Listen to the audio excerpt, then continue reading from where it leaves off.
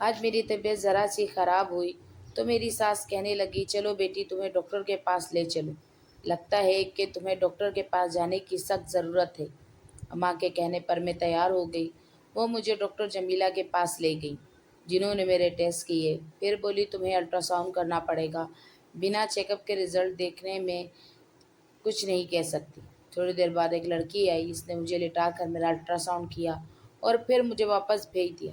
تب تک میری ساس ڈاکٹر جمیلہ کے پاس بیٹھی رہی۔ ڈاکٹر جمیلہ تو بہت خوش لگ رہی تھی، مگر انہوں نے مجھے باہر جانے کا کہہ دیا۔ کہنے لگی، تمہاری پرچی بنا رہی ہوں، باہر جا کر بیٹھو۔ ساس میری اندر ہی رہ گئی، شاید وہ محترم تھی اس لیے انہیں باہر نہ بھیجا۔ کافی دیر انتظار کرتی رہی، پھر ساس نے مجھے اندر بلایا۔ میں گئی تو ڈاکٹر کا چہرہ اترا ہوا تھا۔ مس ماہم، کیا بچپن میں آپ کو کوئی چوٹ وغیرہ لگی تھی؟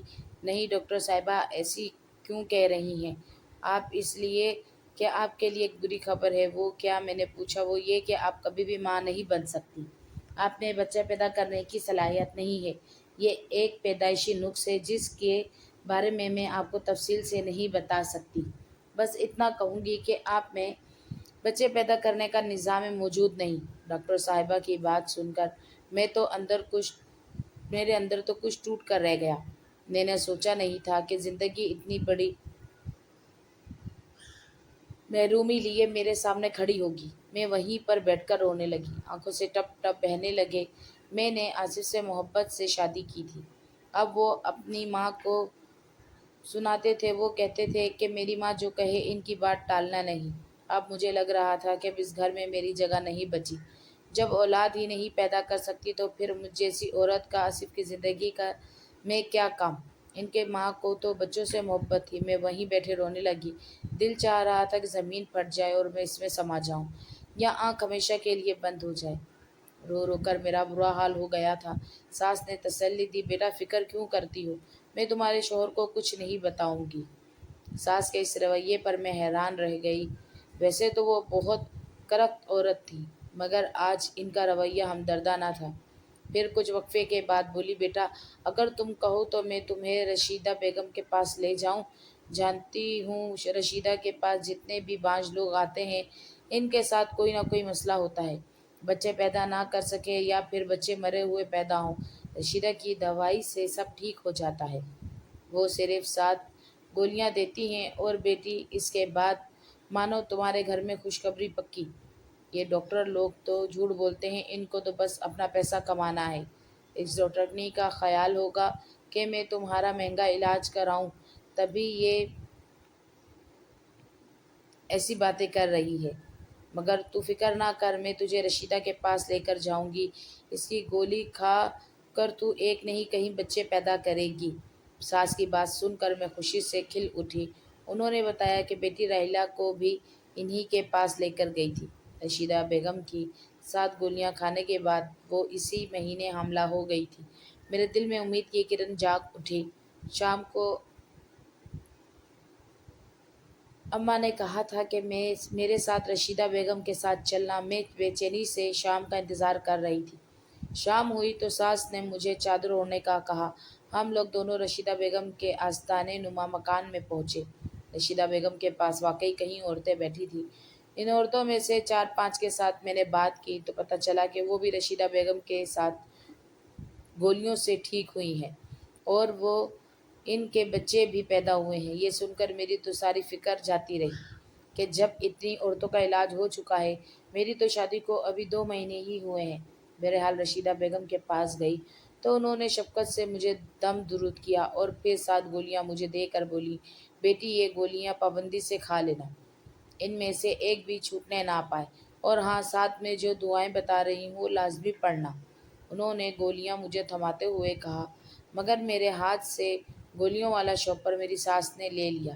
کہنے لگی، میں سنبھال کر رکھوں گی، تجھے گولیوں کا نہیں پتہ، یہ ایک حساس چیز ہے جس کی حفاظت میں خود کروں گی۔ مجھے اپنی ساس پر اس لمحے بڑا پیار آیا کہ کس قدر خیال رکھنے والی ہیں وہ، ورنہ تو عورتیں اپنے بیٹوں کے دوسری شادی کروانے پر تلی ہوتی ہیں، کبھی کسی بہو کے کسی نقص کو برداشت نہیں کرتی، جبکہ میری ساس مجھے خود ڈاکٹر کے پاس لیے پھر رہی تھی۔ گھر آ کر میری ساس نے مجھے ایک شاپر تھمایا جس میں سفید رنگ کی چھوٹی چھوٹی گولیاں تھیں اور یہ تعداد میں 7 تھی۔ کہنے لگی میں روزانہ رات کو تمہیں دودھ لا کر دوں گی، تم دودھ کے ساتھ یہ گولیاں کھا لینا اور خبردار اس کے بعد بستر سے مت اترنا، سیدھی سو جانا، جانتی ہو نا دوائی کا اثر کے لیے سونا ضروری ہے۔ جی سمجھ گئی، میں نے سعادت مندی سے سر جھکا لیا۔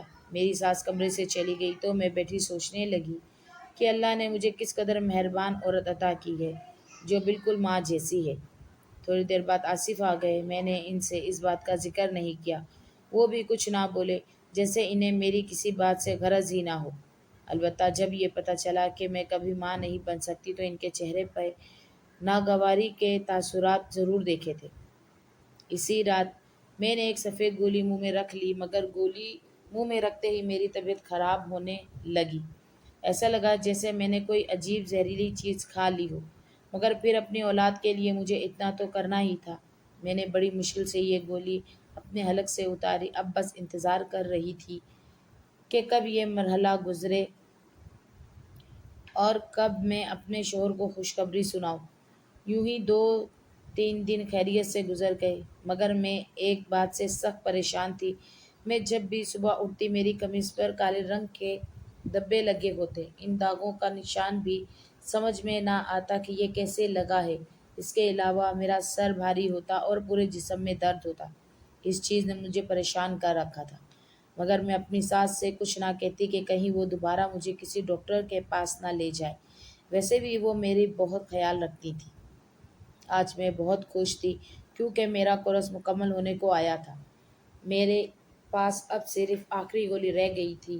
میں رات ہوئی تو سوچنے لگی کہ آج آخری گولی کھا کر سو جاؤں گی، اس کے بعد شاید صبح جلد ہی مجھے خوشخبری سننے کو ملے۔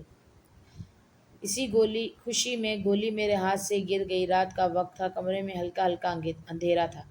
میں نے گولی ڈھونڈنے کی بہت کوشش کی، مگر وہ مجھے کہیں نہ ملی۔ پھر میں جا کر ٹارچ لے آئی، بیڈ کے نیچے ہر جگہ گھوم پھر کر دیکھا، مگر میری گولی گم ہو گئی تھی۔ مجھے بڑا افسوس ہوا اور خود کو کوسنے لگی کہ آج تو آخری دن تھا، سارا عمل ضائع ہو گیا۔ کاش میں گولی کھا لیتی تو میرے ساتھ یہ مسئلہ نہ ہوتا۔ اب نہ جانے باقی 6 گولیوں کا اثر بھی مجھ پر ہوگا یا نہیں۔ پھر سوچنے لگی رشیدہ بیگم کون سی دور ہے، ابھی وقت زیادہ نہیں گزرا، فجر کے وقت منہ اندھیرے ہی اس کے گھر چلی جاؤں گی۔ گاؤں کے لوگ تو صبح سویرے اٹھ جاتے ہیں، صبح سویرے ہی ان سے گولی لے لوں گی تو باقیوں کا اثر ضائع نہیں جائے گا۔ یہی سوچ کر میں سونے کی کوشش کرنے لگی کہ صبح جلدی اٹھ جاؤں گی تو علی الصبح ہی رشیدہ بیگم کے پاس پہنچ جاؤں گی، مگر اس کی نوبت نہیں آئی۔ ابھی مجھے لیٹے ہوئے 10 منٹ ہی گزرے تھے کہ میری ساس کمرے میں داخل ہوئی۔ میں بھی سوتے بن گئی کہ کہیں یہ نہ سمجھے کہ میں نے گولی نہیں کھائی، کیونکہ گولیوں کے اثر میں اکثر مجھے نیند آ جاتی تھی۔ میں سوچ رہی تھی کہ 1-2 بار مجھے دیکھنے کے بعد ساس کمرے سے چلی جائے گی، مگر ایسا نہیں ہوا اور میرے کمرے میں رکی رہی۔ میں آنکھیں کھول کر دیکھ بھی نہیں سکتی تھی کہ وہ کیوں رکی ہے۔ تھوڑی دیر گزری تھی کہ ایک جانی پہچانی سی خوشبو میری ناک کے نتنوں سے ٹکرائی۔ یہ خوشبو اگربتیوں کی تھی جو شاید میری ساس نے اپنے ہاتھ میں لیے رکھی تھی۔ میں اب بھی سوتی بنی رہی کہ کہیں انہیں شک نہ ہو جائے کہ میں نے گولی نہیں کھائی، لیکن جب انہوں نے ان اگربتیوں کی راکھ میرے سر پر اور میرے پیٹ پر گرائی تو مجھ سے رہا نہ گیا۔ گرم گرم راکھ جب میرے کپڑوں پر پڑی تو مجھے خوف سا محسوس ہوا۔ میں ایک زوردار چیخ مار کر اٹھ بیٹھی۔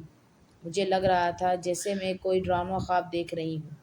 اپنے سامنے اپنی ساس کو دیکھ کر میرے تو جیسے دل ہی اچھل کر حلق میں آ گیا۔ انہوں نے کالے رنگ کا لباس پہن رکھا تھا اور ماتھے پر لال رنگ کا ٹیکا تھا، جسے دیکھتے ہی میری روح فنا ہو گئی۔ لگتا تھا کہ وہ کوئی ہندو جادوگرنی ہے جو اپنے عمل میں مصروف ہے۔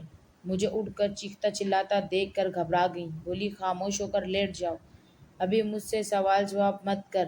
انہوں نے مجھے سختی سے حکم دیا کہ میں لیٹ جاؤں، مگر میں یوں ہی کیسے لیٹ جاتی؟ مجھے عجیب سا محسوس ہو رہا تھا۔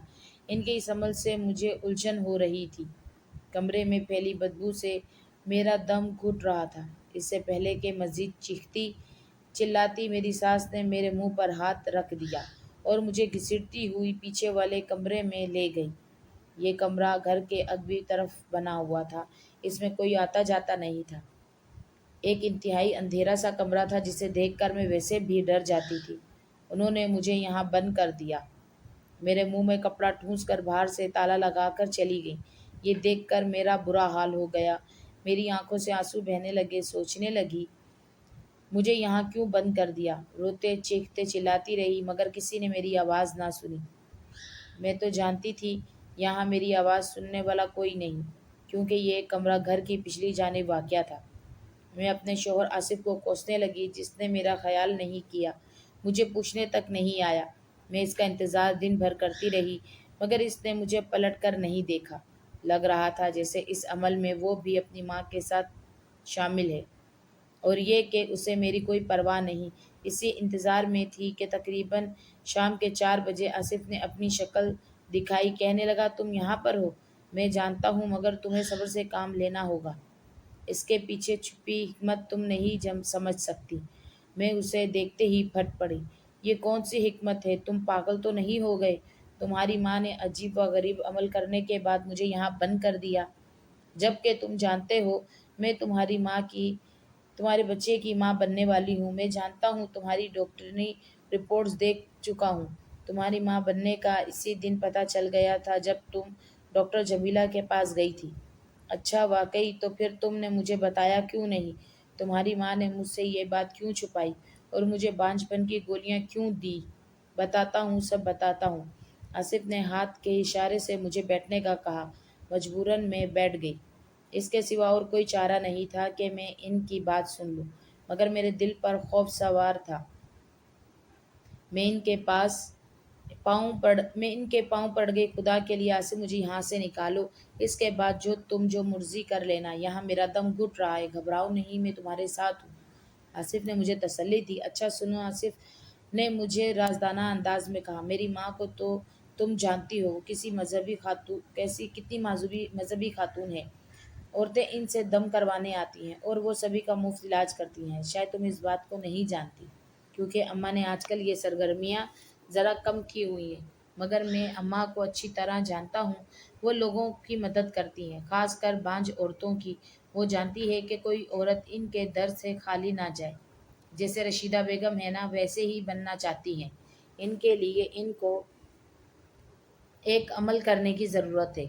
उन्होंने जब मेरी शादी तुमसे करवाई तो मुझसे वादा लिया था कि मैं अपनी मर्ज़ी से शादी तो कर रहा हूँ, मगर शादी के बाद इन्हें तुम पर इस अमल की इजाज़त दूँ। बस इसी वजह से मैं इनसे बात नहीं कर सकता, क्योंकि उन्होंने मेरी बात मानी थी। तुम्हें मुझसे ब्याह कर मेरी दिली आरज़ू पूरी की, मगर अब मुझे भी तो इनकी मानना है ना। अगर वो ये अमल कर रही हैं तो इन्हें करने दो। इससे शायद तुम्हारे बच्चे को भी कोई नुकसान पहुँचे, मगर मैं जानता हूँ कि अम्मा की नीयत बुरी नहीं है। वो बाकी औरतों की मदद करना चाहती हैं। अपने शौहर की ये राम कहानी सुनकर मैं चिल्ला उठी, तुम पागल तो नहीं हो गए आसिफ? मर्द बनो, तुम्हारी अक्ल को हो क्या गया है? क्या अल्लाह की किताब को इनके फरसुदा अवामिल की ज़रूरत है? हरगिज़ नहीं। तुम्हारी माँ सरासर जाहिलियत में पड़ी है। इनको ये तक नहीं पता कि एक औरत के साथ झूठ बोलकर उन्होंने कितना बड़ा गुनाह किया है। अरे वो क्या लोगों की मदद करेंगी? वो तो अपने ही बेटे की नस्ल ख़त्म करने पर तुली हैं। अगर मैं बांझ नहीं थी तो मुझे वो ख़तरनाक गोलियां खिलाने की क्या ज़रूरत थी? और तुम कैसे बाप हो? तुम्हें अपनी औलाद की भी फ़िक्र नहीं? क्या ये बच्चा चला जाए तो तुम्हें कोई दुख नहीं होगा? नहीं, आसिफ ने इत्मीनान से कहा, मुझे दुख नहीं होगा। अल्लाह ने एक दिया है तो अल्लाह और भी देगा। तुम सब्र करो। वैसे भी तुम्हारा तो अभी पहला महीना है। कौन सा ये बच्चा इस दुनिया में आ गया है? आसिफ, मैं कोई बात नहीं जानती। बच्चा दुनिया में नहीं आया तो इसका ये मतलब नहीं कि तुम उसे अपने हाथों से कत्ल कर दो। कम से कम तुम्हें ये बात समझनी चाहिए कि तुम्हारी माँ जो कर रही है वो सरासर गलत है। मैं अपने बच्चे को किसी को हाथ भी नहीं लगाने दूंगी। तुमने जो करना है कर लो। तुम्हारी माँ के हाथों कुर्बानी का बकरा नहीं बनूंगी, मैंने गुस्से से कहा। आसिफ ने मुझे वहीं बंद किया और वो चला गया। बेवफाई की इस हरकत पर मैं तो हैरान रह गई। सोचा नहीं था कि वो इस कदर संगदिल होगा। 2-3 گھنٹوں کے بعد دوبارہ آیا تو پھر مجھے وہی باتیں سمجھانے لگا۔ بولا اماں کو عمل کرنے دو، وہ سب لوگوں کی بھلائی کے لیے کر رہی ہیں۔ اس کے بعد تم جو چاہو کرو، میں تمہاری ہر بات مانوں گا، لیکن خدا کے لیے مجھے اماں کے سامنے شرمندہ مت کرو۔ آصف نے میرے آگے ہاتھ جوڑ دیے۔ مگر اولاد کی محبت عورت کے لیے سب سے بڑھ کر ہوتی ہے۔ نہیں آصف، تم جو مرضی کہو، میں اولاد کا گلا نہیں گھونٹ سکتی۔ اپنی ماں سے کہہ دو جب تک میں زندہ ہوں اسے یہ عمل نہیں کرنے دوں گی۔ میں غصے میں دھاڑی۔ آصف پتھر بنا مجھے دیکھنے لگا، جیسے اسے یقین نہ آ رہا ہو کہ میں اپنی اولاد سے کتنی محبت کرتی ہوں۔ اس کے چہرے پر ندامت نظر آ رہی تھی، جس سے صاف ظاہر ہوتا تھا کہ وہ شرمندہ ہے، مگر اپنی ماں سے مجبور بھی ہے۔ وہ اسی وقت اپنے کمرے سے اٹھا اور باہر چلا گیا۔ مجھے ساس کے چیخنے کی آوازیں آئی، پھر وہ بھاگا ہوا میرے کمرے کی طرف آیا۔ جاؤ، نکل جاؤ اس گھر سے، جتنی دور جا سکتی ہو چلی جاؤ، ورنہ اماں تمہاری جان لے لیں گی۔ پھر آصف نے مجھے اپنے ایک دوست کے گھر کا پتہ دیا اور مجھے روڈ تک چھوڑ بھی آیا۔ بولا کچھ دن یہاں رہو، میں خود تمہیں یہاں سے لینے آؤں گا۔ اماں نے جنونی طاری ہو چکا ہے، وہ تمہیں نہیں بخشیں گی۔ آصف کی بات درست تھی۔ فجر کے وقت میں اپنا مختصر سا سامان لے کر اپنی ساس کے گھر سے چلی گئی۔ میں دل ہی دل میں دعائیں کر رہی تھی کہ جہاں جا رہی ہوں ان لوگوں کا رویہ میرے ساتھ اچھا رہے۔ وہاں پہنچی تو اصغر اور اس کی بیوی نے میرا پرتپاک استقبال کیا۔ شاید میرے شوہر نے انہیں پہلے سے بتا دیا تھا کہ میں آ رہی ہوں۔ ان لوگوں کے گھر مجھے کسی قسم کی کوئی تکلیف نہیں ہوئی۔ میں آرام سے 6 مہینے وہیں رہی۔ اس دوران آصف نے میری خبر نہ لی۔ میری امید ٹوٹنے لگی تھی۔ لگتا تھا جیسے وہ کبھی پلٹ کر نہیں آئے گا۔ مگر پھر ایک دن آسیہ باجی نے مجھے اطلاع دی کہ میرا شوہر مجھے لینے آ رہا ہے۔ خوشی سے میں پھولے نہ سما رہی تھی۔ میرا آخری مہینہ چل رہا تھا۔ ان دنوں عورت کو شوہر کی ضرورت ہوتی ہے۔ وہ اس سے اپنے دکھ سکھ کہتی ہے، اپنی تکلیف کا ساتھی بناتی ہے۔ آصف آئے تو ان کے چہرے پر پریشانی تھی، برسوں کے بیمار اور لاغر لگ رہے تھے۔ آتے ہی میرے آگے ہاتھ جوڑ دیے، مجھے معاف کر دو، خدا کے لیے میری ماں کو بھی معاف کر دو۔ آصف تقریباً رونے کو آئے تھے۔ آصف کیا ہوا، آپ یوں کیوں رو رہے ہیں؟ تب آصف نے مجھے بتایا کہ اماں کو ان کے کیے کی سزا مل گئی۔ ان کے ساتھ جو حادثہ ہوا ان سے ان کے حواس بگڑ گئے، وہ اپنی ذہنی توازن کھو چکی ہیں اور اب عجیب و غریب باتیں کرتی ہیں۔ لوگ انہیں دیکھ دیکھ کر ہنستے ہیں اور وہ زندگی موت کی کشمکش میں ہیں۔ آصف کی بات نے مجھے پریشان کر دیا۔ اپنے شوہر کی بات سن کر میں نے اپنی ساس کو معاف کر دیا۔ بے شک معاف کرنے میں ہی عظمت ہے۔ زندگی کے آخری دنوں میں ان کی بھرپور خدمت کی۔ وہ مجھ سے بار بار معافی مانگتی، مگر انہوں نے نہ جانے کس کس کا دل دکھایا تھا کہ ان کی موت انتہائی تکلیف دہ ہوئی۔ علم نظام میں ان کی جان جیسے کسی کانٹے میں اٹکی ہوئی تھی۔ یہ حالت دیکھ کر مجھے بھی عبرت ہوئی۔ میں نے دل میں پکا ارادہ کر لیا کہ میں کبھی زندگی میں بھول کر بھی کسی انسان کا دل نہیں دکھاؤں گی اور نہ ہی کوئی شرکیہ عمل کروں گی، چاہے زندگی میں مایوسی کے بادل چھائے ہوں، مگر میں کبھی اللہ تعالیٰ سے امید لگانا نہیں چھوڑوں گی۔ اسی طرح